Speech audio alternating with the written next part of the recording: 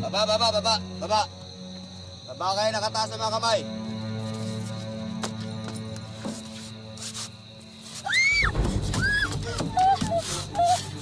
Teka kuya, pabayin niyo muna ako. Wala naman akong kinalaman dito eh.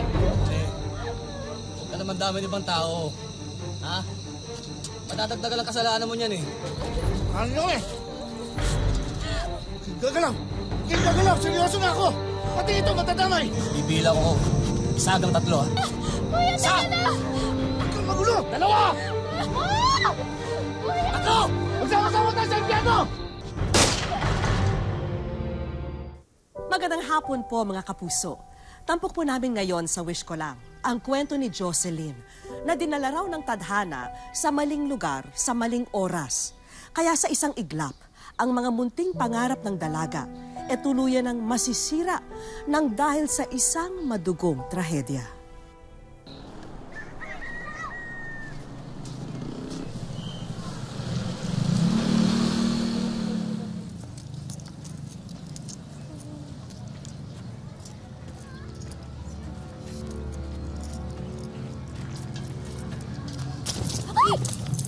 Ay ko naman tong si kuya. Loka. Ayun, Pinsay, kunin mo yun, oh. Kunin mo. Naku, hindi kayo pwedeng mawala. Kita ko kayo sa paglalaba ko, sa paglilinis ko ng kwarto, sa pagluluto. Oo, ito na yung pisong pinahabol mo sa akin. Muntik pa ako nasagasaan, no? Kasi naman, kailangan to nila nanay tsaka nila tatay dahil kung hindi, gutom yung sasapitin namin. Ko, para piso lang? Damot, di ko naman tatago yan. Buti, pinayagan ko umuwi ni Mrs. ko sa inyo. Sabi ko kasi, total, sweldo naman. Uwi muna ako kina nanay at saka kina tatay para mabigay ko to. Kailangan na kasi nila to eh. Bait ng amo mo, te. Siyempre, mabait at masipag na kasambahay rin naman ako, no? Alam mo, Insan, hapon na. Sa bahay ka na lang kaya mo nagpalibas sa gabi. Ay nako, inihintay na ako nila nanay at saka nila tatay sa bahay.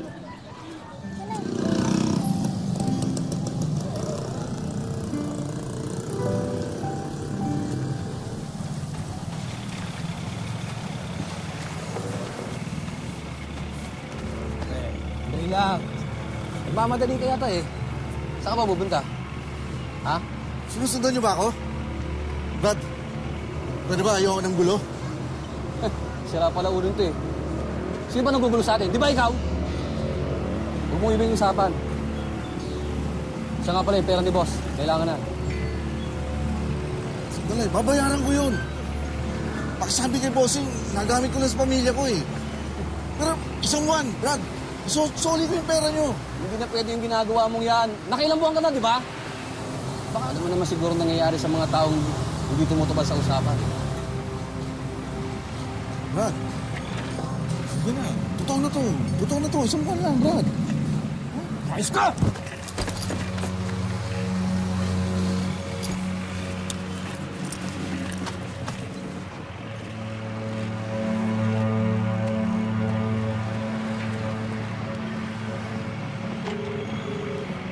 Hello, boss. May problema eh. Humihingi ng isang buong palugit. Oo, boss. Okay, boss. Ako na bahala rito. Titiktikan namin yan.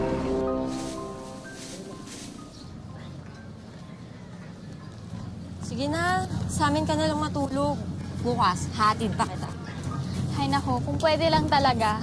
Eh kaso hinihintay na kasi ako sa bahay namin eh. Oh, saan ka pupunta? Dito pila ng habal-habal mo. Sino naman may sabi sa'yo na maghahabal-habal ako? Hello, madiskarte kaya ako. Ayun o, din ako, sasakay. Dump truck? Sigurado ka? Sosyal, diba? At least libre pa ako. Di talaga maganda vibes ko eh. Bukas ka na lang umuwi. Ano ka bang arte mo, ah? Kaya ko na to. Sige na, bukas na tayo magkita ulit, ha? Kaya ko na to. Sige na, bye-bye. Bye-bye.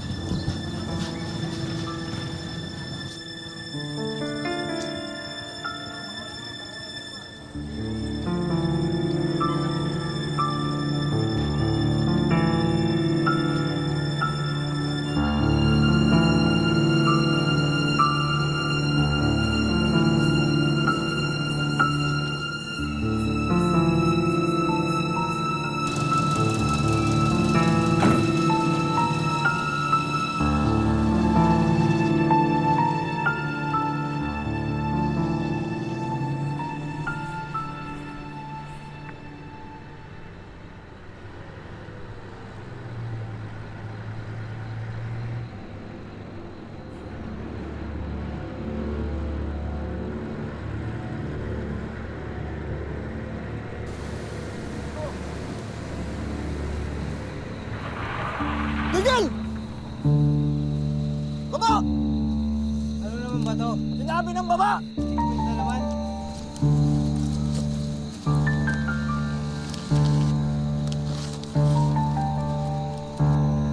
Walang gigilos na masama. Sigurado ka ba nandyan? Sigurado nga ako, nandyan yan. Pababayin mo na. Bumaba kayo isa-isa lang. Ikaw mauna. Baba! Taas mga kamay. Ikaw! Baba! Ikaw, baba na. Bilisan mo. Sabi mo maigi yan. Yan lang yan. Yes! Ah!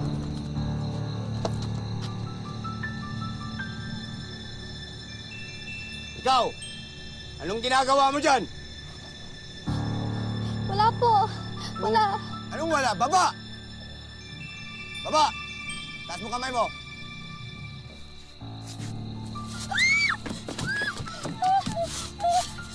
Ay, si Daga, oh. Pare, diyan ka na pala nakatago. Yung sinabi ko sa inyo, yan ako ng gulo. Tulong! Tulungan niyo ako! Tulong! Maggulo! Di ba sinabi namin sa inyo kanina na malilintik ka nga sa amin? Pasensyahan tayo. Teka kuya, pababayin niyo muna ako. Wala naman po akong kinalaman dito eh. Ang dumadama itong batang ito. Pababay niyo ako! Bayan niyo umarad! Alis yan! Alis! Ano nangyari? Ito si Gido. Nagmamatigas. Kuya, pababayin mo na. Mga bata kayo. Tatawag kami! Lumrad, tumabi na kayo! Tumabi na kayo! Ano ba, pare? Relax lang. Gusto yun, kung magulo! Sige na po, parang awan niyo na. Pare, huwag ka namang dami ng ibang tao. Sige na, Matatagdagan ang kasalanan mo eh. Lalo kang mapupunta sa impyerno. sige na po. Tandaan mo yan. Ako na lang po kasi yung inaasahan ng pamilya ko eh. Kung gusto mo ito, bibigyan ko kayo ng pera. Tapos mo, kumay mo! Kumalikot! Hoy, ano? Hindi ka nakakaw sa bata? Neng, buhay pa ba yung mga magulang mo? Opo, inaantay nila ako sa amin. Sige na po, parang awan niyo na po. Pangawalan niyo na po ako. Wala po akong kinalaman dito. Taling mo! Sige na po. Para bilisan mo na. Para makalis na tayo. Tukan mo na! Teka lang po, pangawalan niyo muna ako. Palagay niyo ba kailang may pamilyang uuwian? Ako rin! Dapat nag-isip ka muna! Bago mo kami inonse! Bibila ko 1 hanggang 3, ah. Kuya, wag po. Teka lang, pababayin niyo muna ako. Kung ayaw niyo madama ito, pakawalan niyo ako! Ah! Kuya, teka lang. Wag. Kuya, please. Pawalan mo na ako. Huwag kang magulo! Hindi niya kaya gawin yan! Dalawa! Kuya, teka lang. Kuya. Na! Kuya. Kuya. Kuya. Ano? Sama-sama tayo sa impyerno!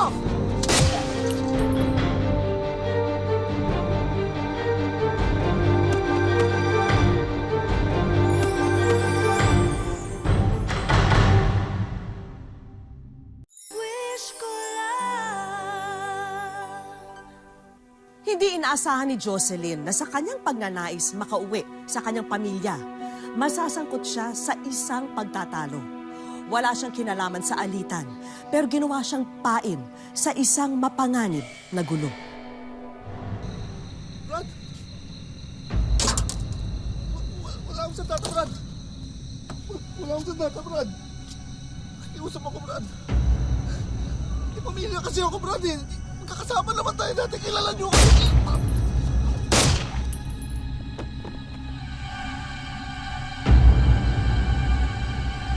Buruan mo ba?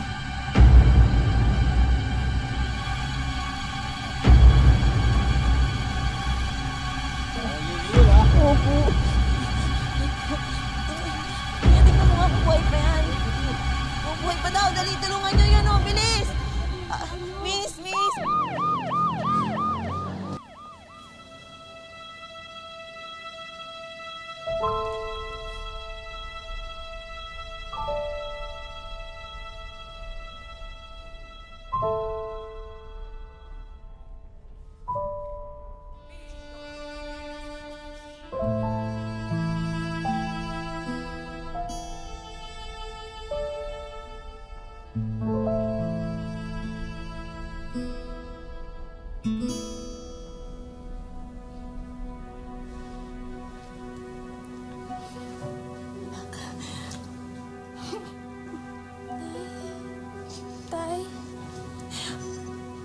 Salamat naman sa Diyos at nagising ka na rin.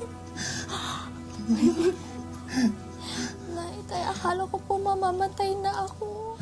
Ligtas ka na, anak. Anak na, nandito na kami. Dahan-dahan lang, anak. Dahan-dahan.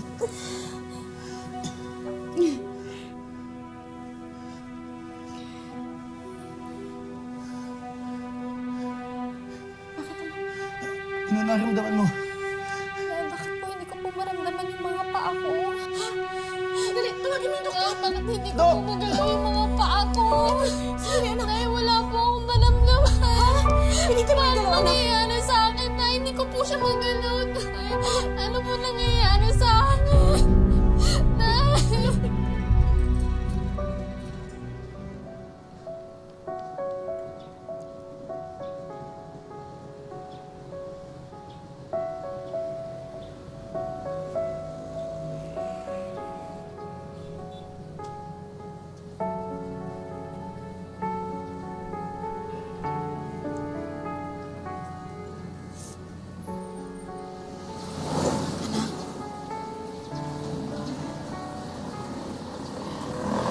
Anak, iniisip mo pa rin ba yung sinabi ng doktor?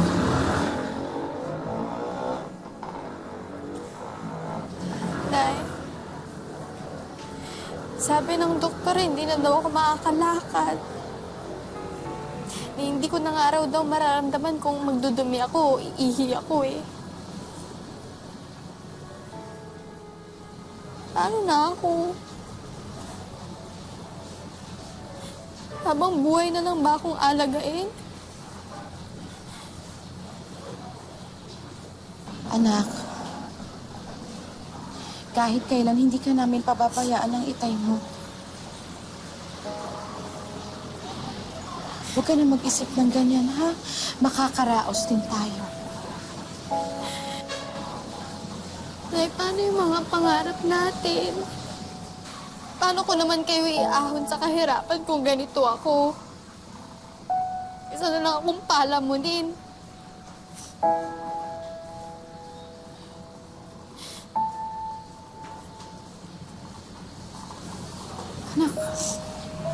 Anak, huwag ka mag-isip ng ganyan. Nandyan pa naman ang itay mo. Andito pa naman ako. Magtutulong-tulong kami para makaraos tayo. Nay, ang hindi ko lang naman tanggap ay wala naman akong kasalanang ginawa eh. Wala naman akong kinalaman sa away nila. Bakit nangyari sa akin to? Bakit nila ako dinamay?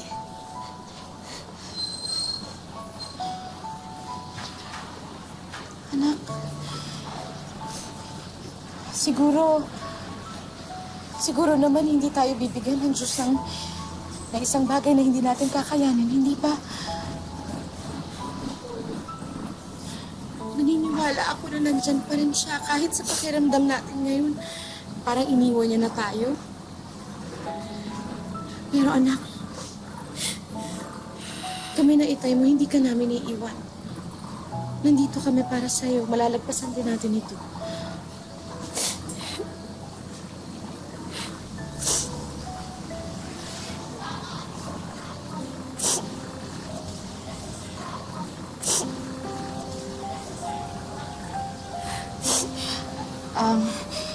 Jocelyn, anak, siguro mas mabuti pumasok na tayo sa loob.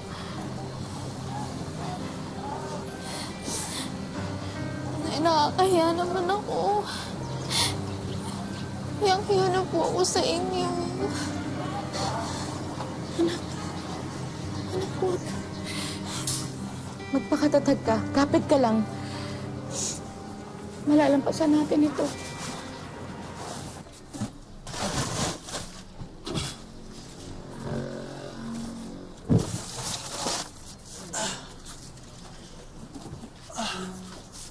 Okay na ba yan? Okay na po, boss. Oh, nabalitaan ko nangyari sa panganay mo ha. Ibang-iba na talaga panahon ngayon, no? Nakakatakot. Nahuli ba? Hindi po eh. Hanggang ngayon, hinahanap pa. Hirap, no? O paano, dadaan ka pa sa anak mo yan? Teka na, ilan na ba anak mo ngayon? 3 na po. Buntis pa po si Tatlo. Mrs. Kaya ako lang Buntis po pa. inaasahan nila. Kailan maayos mo rin yung problema mo na yan. O paano? Para na, baka abutin tayo ng gabi sa daan eh. Oh, dito ka na sa rap, sumama na ako. Wala akong ako lang mag-isa eh. Baka antukin ako, wala akong katabi. Dito ka na.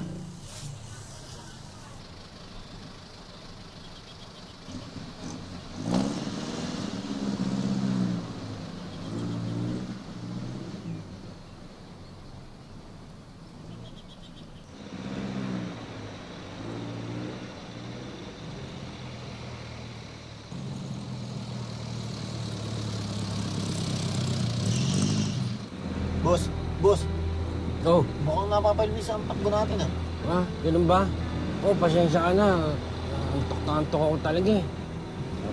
Ito ko eh. Gusto mo ako ng...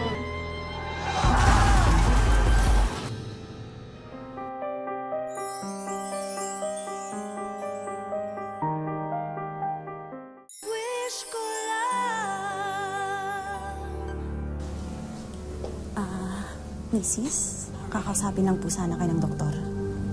Ganun ba? O sige, saglit lang ako, anak ha. Babalik din ako. Sige po. Babalik din ako agad. Ay, naka muna, anak. Dito po. Ah, sige.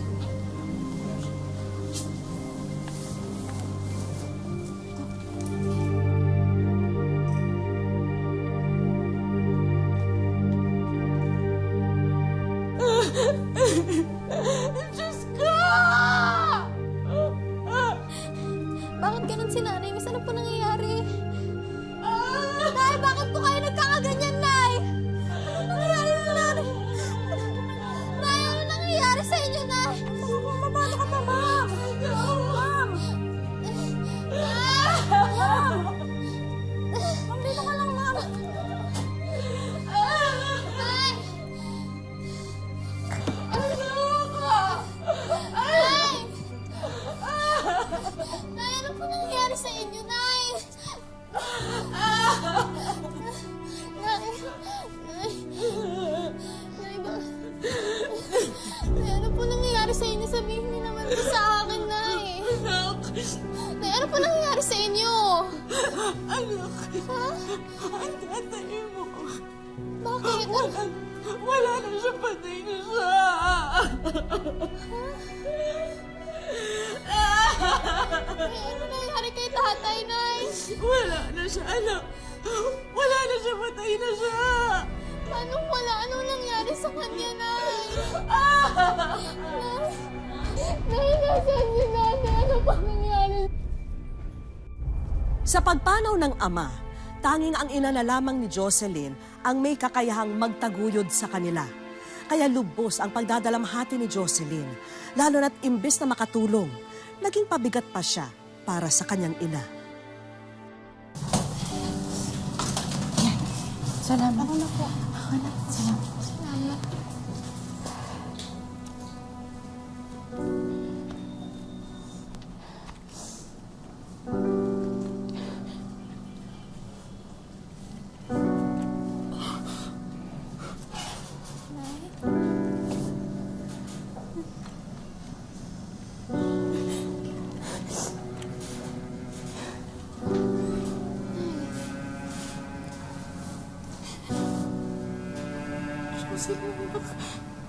Parang hindi ko na yata kaya.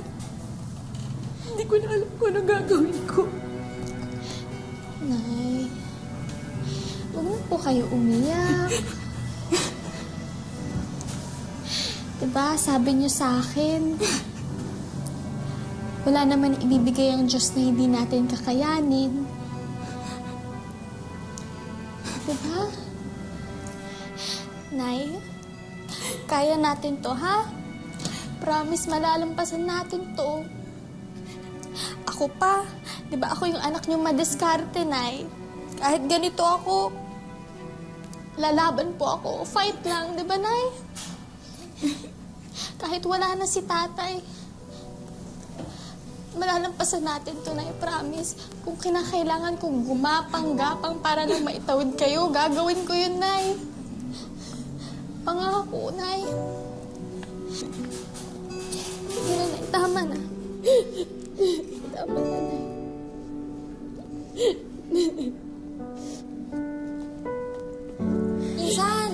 Insan! Tingnan mo, oh. Pinost ko sa internet yung nangyari sa'yo. At ayan, ang daming tumulong, oh. Tingin. Diba? Tinatanong kung saan daw ka tayo nakatira. Nay, tingnan niyo, oh. Ano to ba? Ano ba to? Diba? Nay, may gusto pong tumulong sa Malaking akin. bagay na po yan. Talaga? Nay, ayun, oh. Itutulong nila sa muna. Tutulungan nila tayo na. Sabi ko sa'yo eh, masasagot yung mga prayers natin.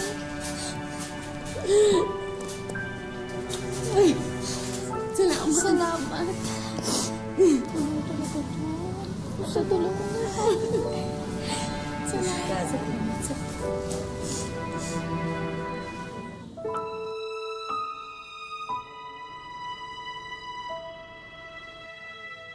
Bumilang na ang 3 taon nang maganap ang trahedya sa buhay ni Jocelyn. Nasundan pa ito ng pagpanaw ng ama.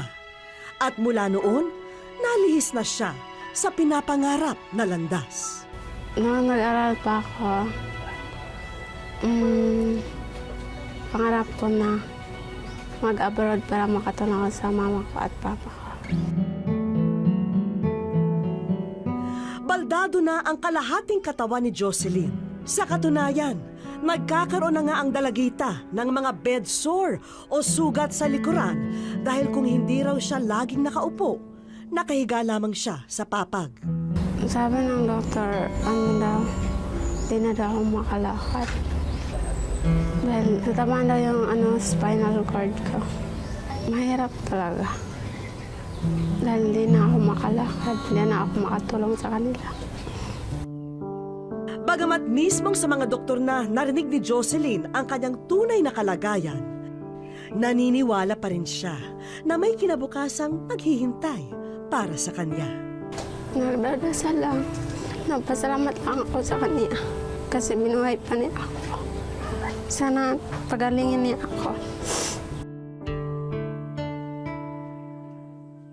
Gayunpaman, magbabakasakali pa rin siyang kumatok sa puso ng mga taong maaring makatulong sa kanya. Lumalapit po ako sa inyong puso. Sana po matulungan niyo po ako na maoperahan po.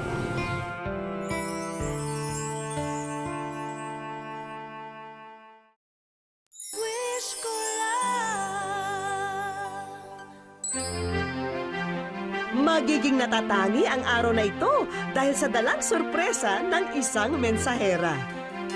Isang DVD ang iniabot kay Jocelyn.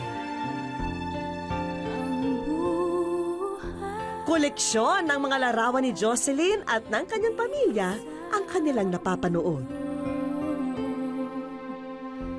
Pawiin na ang lungkot sa iyong mukha, Jocelyn, dahil ikaw ay nasa Wish Ko Lang.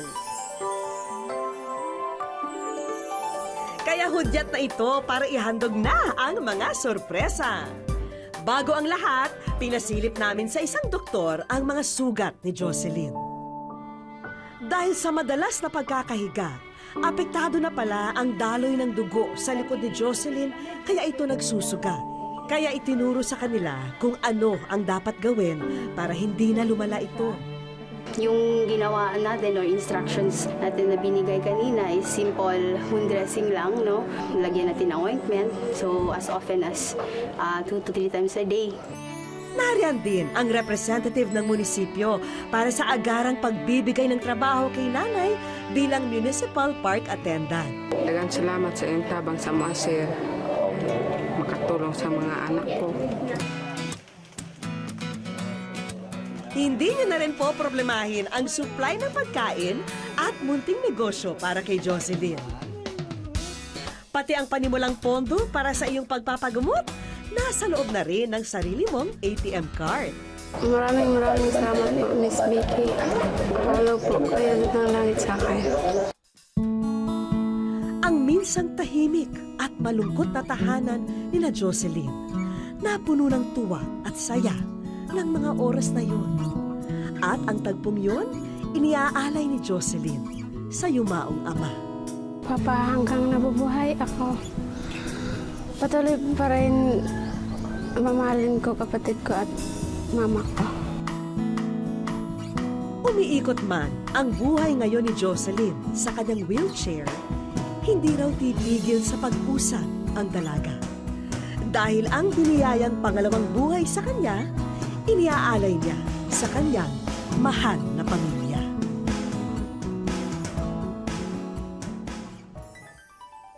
Kung ang buhay ay may masasalimuot na sorpresa, madalas meron din naman itong binibigay na hindi inaasahang biyaya. Kaya gaano man kahirap ang ating pinagdaraanan, asahang sa dulo nito ay may naghihintay na ginhawa, huwag lang tayong mawawalan ng pag-asa. Magandang hapon po mga kapuso. Ako po si Vicky Morales at ito ang Wish Ko Lang. Papatay ko! Ilabas yung message ko! Yung mga barito! Bakit nyo?